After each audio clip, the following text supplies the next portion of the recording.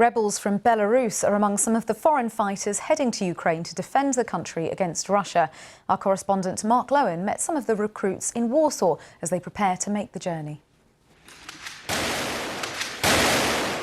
A trial run for the terror they'll soon see for real. Recruits from Belarus training before they go to fight with Ukraine.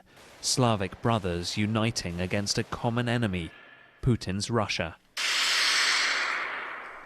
Pavel Kulazhanka came back from his life in New York to battle the Kremlin's forces, who are supported by President Lukashenko of Belarus.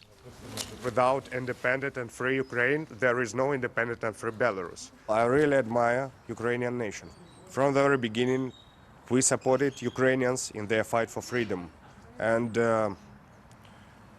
I'd like to have my Belarusian nation to be as strong and powerful as Ukrainians right now. Do you think Lukashenko will send Belarusian troops into Ukraine? Hope so, because if he sends someone to Ukrainian soil, we will destroy them on Ukrainian territory first, and then we won't have a lot of problems with our comeback to our motherland. For these dissidents, it's in part a proxy war against a regime at home that's made Belarus a launchpad for Russian attacks on Ukraine. 30,000 Russian troops advancing from there to Kiev. They'll also take in supplies and what they hope they won't have to use.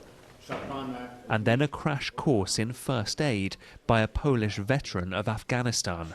The tourniquets and bandages of that vicious conflict, now a part of life in Europe. Just hours before leaving, they're learning the vital lessons that could save their lives. And when you look around, you can see that these are just ordinary guys, mainly, who are suddenly preparing for what it will be like entering a theatre of war when they cross tonight. For all their jingoism and unity, the facade cracks as reality hits. I'm afraid, a little.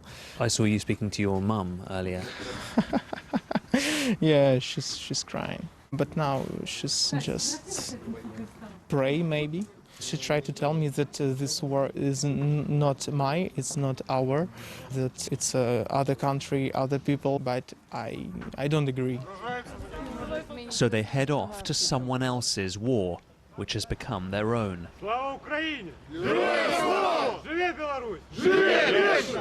Both countries fighting the imperial oppressor. They travel from Warsaw to war, hours first to the border. A final sip of safety before a crossing off limits to our camera. Their sights set on victory for two nations in arms. Mark Lowen, BBC News on the Poland-Ukraine border.